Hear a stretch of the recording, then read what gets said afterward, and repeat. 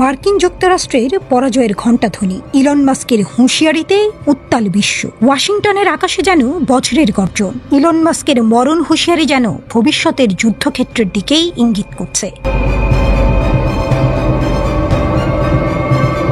পরবর্তী যুদ্ধে মার্কিন যুক্তরাষ্ট্রের মরণ ফাঁদ, এই সতর্কবাণী ছুঁড়ে দিয়েই ক্ষান্ত হননি টেসলা স্পেসএক্সের এই কর্ণধার। ট্রাম্প প্রশাসনের উপদেষ্টা মাস্কের কথায় ফুটে উঠেছে মার্কিন সেনাবাহিনীর অদক্ষতা, অস্ত্র নির্মাণের গলদ আর ভবিষ্যৎহীন কৌশলগত পঙ্গুত্ব।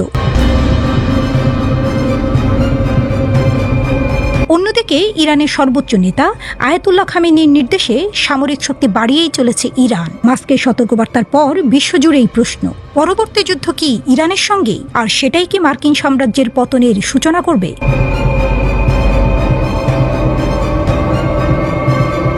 ট্রাম্পের অধীনে ডিপার্টমেন্ট অফ গভর্নমেন্ট এফিসিয়েন্সির প্রধান পদে নিয়োগপ্রাপ্ত মাস্ক নিজের এক্স পেজে বিশ্বের সবচেয়ে বড় বাজেটের সেনাবাহিনীকে অদক্ষ ও অযোগ্য বলে উল্লেখ করেছেন। মাস্কের ভয়ঙ্কর ভবিষ্যৎবাণী, ড্রোন এআই হবে আমেরিকার কফিনের শেষ পেরেক।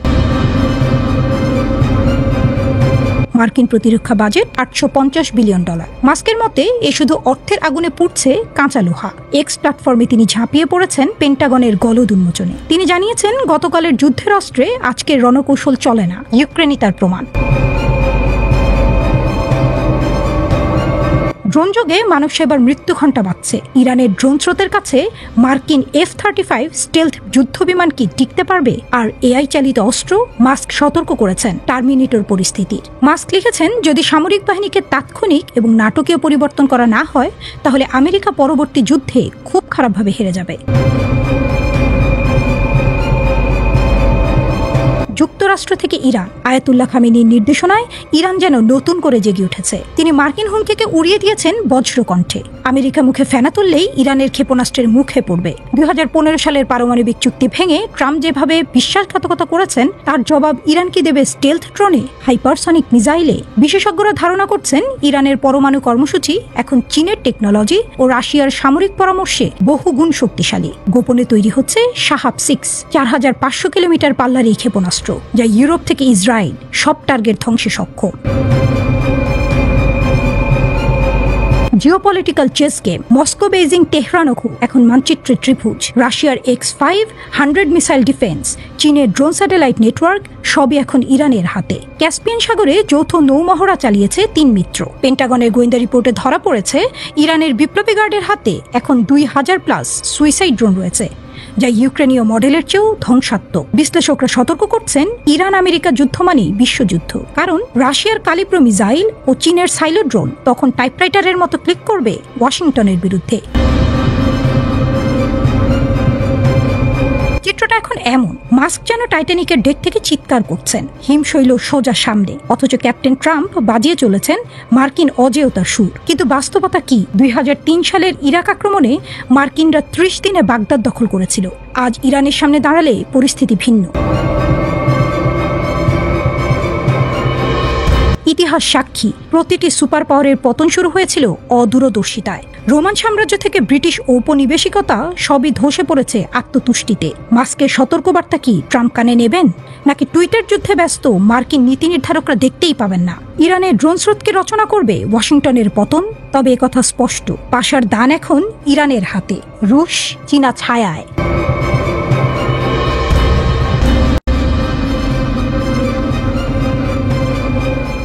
সমুদ্রের গভীর থেকে মৃত্যুর বার্তা, ইরানের আত্মঘাতী ড্রোন নিয়ে বিশ্বজুড়ে আতঙ্ক। সমুদ্রের কালো অন্ধকার চিরে ধেয়ে আসছে এক অদৃশ্য শিকারী। বাতাসে নয়, জমিনে নয়, আঘাত হানবে সরাসরি সমুদ্রের গভীর থেকে। ইরানের নতুন আত্মঘাতী ড্রোন এক লহমায় বদলে দিতে পারে আধুনিক যুদ্ধের হিসেব নিকেশ। একটি নতুন যুদ্ধের যুগ শুরু। বিশ্বের প্রথম পানির নিচে উৎক্ষেপিত আত্মঘাতী ড্রোন উন্মোচন করে ইরান নতুন এক সামরিক অধ্যায়ের সূচনা করল। এই ড্রোন অদৃশ্য শিকারীর মতো টার্গেটের দিকে এগিয়ে যাবে। পর মুহূর্তেই ভয়াবহ বিস্ফোরণে ছিন্ন ভিন্ন করবে শত্রুর শক্তি। পারস্য উপসাগর থেকে বিশ্বের মহাসমুদ্রে ছড়িয়ে পড়তে পারে এর ভয়াল ছায়া। সাগরের গহীনে ইরানের নতুন মহাশক্তি। এই ড্রোন পানির নিচে লুকিয়ে থেকে শত্রুদের জন্য অনিবার্য মৃত্যুর ফাঁদ তৈরি করতে সক্ষম। প্রচলিত সামুদ্রিক ড্রোনগুলোর মতো এটি পৃষ্ঠে নয়, বরং গভীর থেকে অতর্কিত হামলা চালাবে। এর সবচেয়ে বড় অস্ত্র গোপনীয়তা, কৃত্রিম বুদ্ধিমত্তা এবং নিশানার নির্ভুলতা। কে রুখবে এই জল দৈত্যকে? বিশ্বের বড় নৌবাহিনীগুলো এখনো বায়ুবাহিত হুমকি মোকাবেলায় অভ্যস্ত, কিন্তু ইরানের এই নতুন আত্মঘাতী ড্রোনের কারণে নৌবাহিনীকে তাদের প্রতিরক্ষা ব্যবস্থা নতুন করে সাজাতে হবে। সনাতন সোনার প্রযুক্তি হয়তো এই ডুবো শিকারীকে চিহ্নিত করতে পারবে না। এটি শব্দহীনভাবে চলতে পারে, পরিবর্তনশীল গভীরতায় থাকতে পারে, এমনকি একসাথে ঝাঁকের মতো আক্রমণ চালাতে পারে। শত্রু বুঝতেই পারবে না কখন তার দিকে এগিয়ে আসছে এক অবধারিত ধ্বংস। এআই চালিত এক ভয়ঙ্কর অস্ত্র। ইরানের এই আত্মঘাতী ড্রোনে কৃত্রিম বুদ্ধিমত্তা এআই এক নতুন মাত্রা যুক্ত করেছে। এটি স্বয়ংক্রিয়ভাবে লক্ষ্যবস্তু নির্ধারণ করতে পারে, হামলার সময় কৌশল নিজে নিজে ঠিক করতে পারে। মানুষ নয়, মেশিনই এখন যুদ্ধের সিদ্ধান্ত নেবে। বিশ্বের 20% তেল সরবরাহ হয় পারস্য উপসাগরের এই সংকীর্ণ জলপথ দিয়ে। ইরান যদি সেখানে এই ড্রোন মোতায়েন করে, তাহলে মার্কিন যুদ্ধজাহাজ, মিত্র দেশগুলোর রণতরী এবং বাণিজ্যিক তেল ট্যাঙ্কার সবই ভয়ঙ্কর বিপদের সম্মুখীন হবে। কে দিল ইরানকে এই প্রযুক্তি? এই নতুন ড্রোন ইরানের নিজস্ব আবিষ্কার নাকি কোনো বিদেশি প্রযুক্তির রূপান্তর? পশ্চিমা বিশেষজ্ঞরা মনে করছেন ইরান পূর্ব রাশিয়া ও চীনের প্রযুক্তি ব্যবহারের ইতিহাস রাখে, তবে এবার তারা নিজস্ব কিছু করেছে। এই পানির নিচের মৃত্যুদূত হয়তো শত্রুদের রাতের ঘুম কেড়ে নেবে।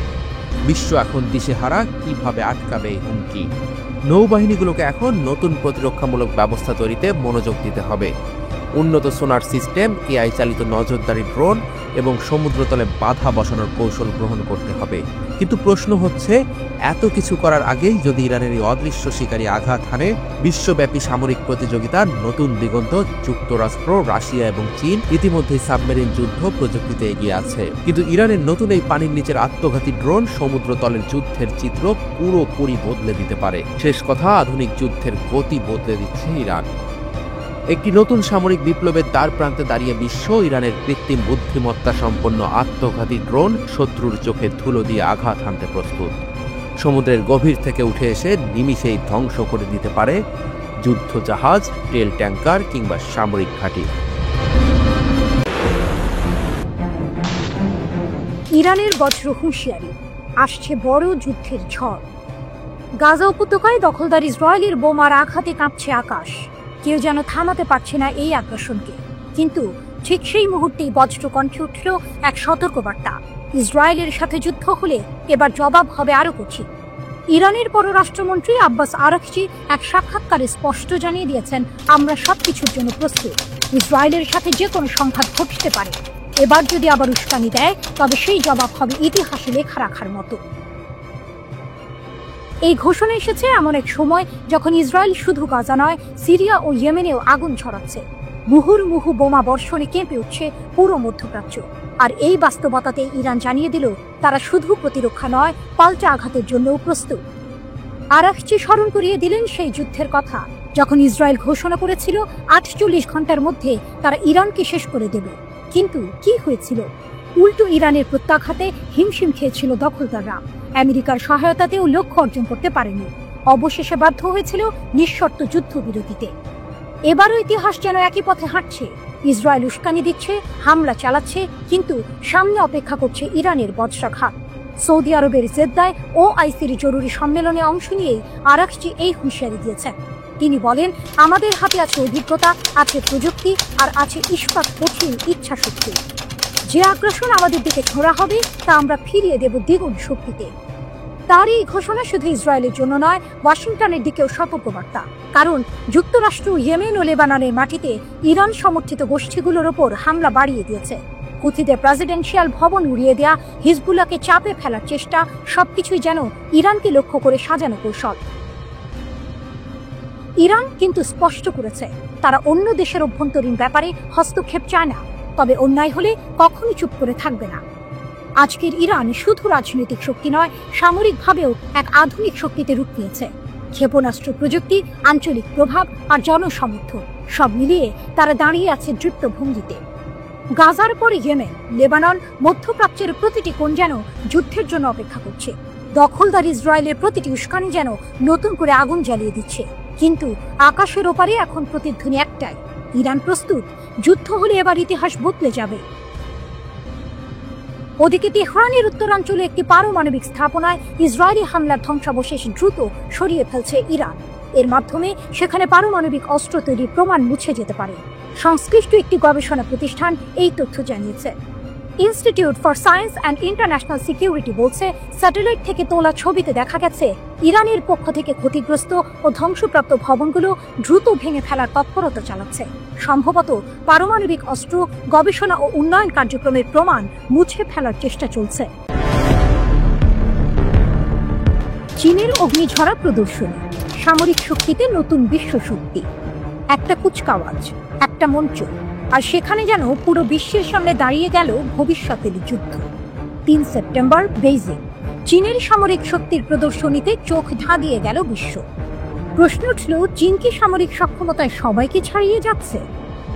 বহু বছর ধরে পশ্চিমা দেশগুলো নিজেদেরকে সান্ত্বনা দিত, চীন শুধু নকল করে, মেধাসত্ব চুরি করে সরকারি অনুদানের ভরসায় টিকে আছে। কিন্তু আজকের বাস্তবতা অন্য। রোবোটিক্স, সৌরশক্তি, ড্রোন, কৃত্রিম বুদ্ধিমত্তা, এমনকি উচ্চগতির রেল, এসব জায়গায় চীন এখন উদ্ভাবনের শীর্ষে।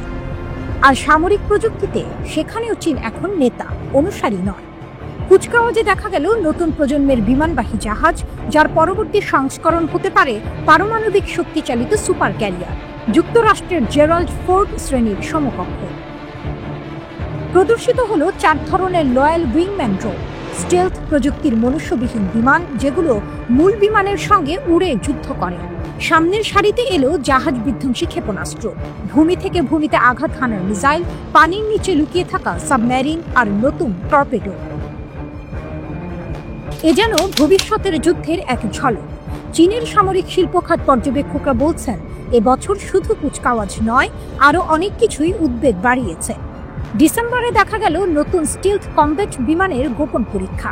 জানুয়ারিতে ধরা পড়ল অনন্য এক শক্তিচালিত বার্জ, যা হঠাৎ করে শত্রুর উপকূলে সাঁজোয়া যান নামাতে সক্ষম। ফেব্রুয়ারিতে চীনা যুদ্ধজাহাজের বহর ঘুরে এলো দূরের অস্ট্রেলিয়ার চারপাশে। আর সম্প্রতি স্যাটেলাইট ছবি দেখালো বেইজিংয়ের বাইরে উঠছে পেন্টাগনের চেয়ে 10 গুণ বড় এক সামরিক কমান্ড সেন্টার। তাহলে কি চীন সরাসরি যুক্তরাষ্ট্রকে চ্যালেঞ্জ করতে চাইছে? মজার ব্যাপার হলো, এখনো তারা একে বিশ্বব্যাপী প্রভাব বিস্তারের প্রস্তুতি বলছে না। তাদের লক্ষ্য মূলত আশপাশের এলাকা, বিশেষ করে তাইওয়ান ও প্রশান্ত মহাসাগরীয় অঞ্চলকে নিয়ন্ত্রণে আনা। তাদের এখনো বিশ্বজুড়ে মার্কিন ঘাঁটির মতো কোনো জোট বা সামরিক নেটওয়ার্ক নেই। আন্তঃমহাদেশীয় বোমারু বিমান মোতায়েন করতেও সময় লাগবে। কিন্তু এমন সীমাবদ্ধতার ভেতর থেকেও তারা দেখাচ্ছে এক অভূতপূর্ব উত্থান।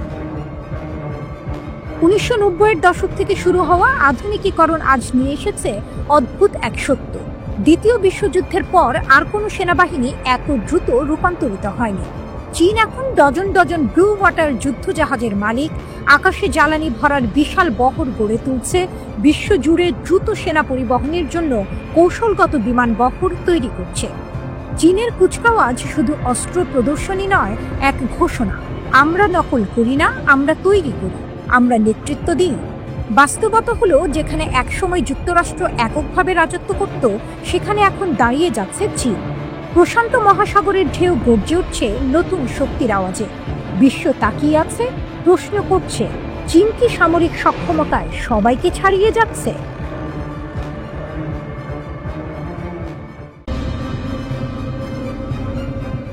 রাতের আকাশ কালো, কোথাও হালকা চাঁদ, কোথাও যুদ্ধ বিমানের গর্জন।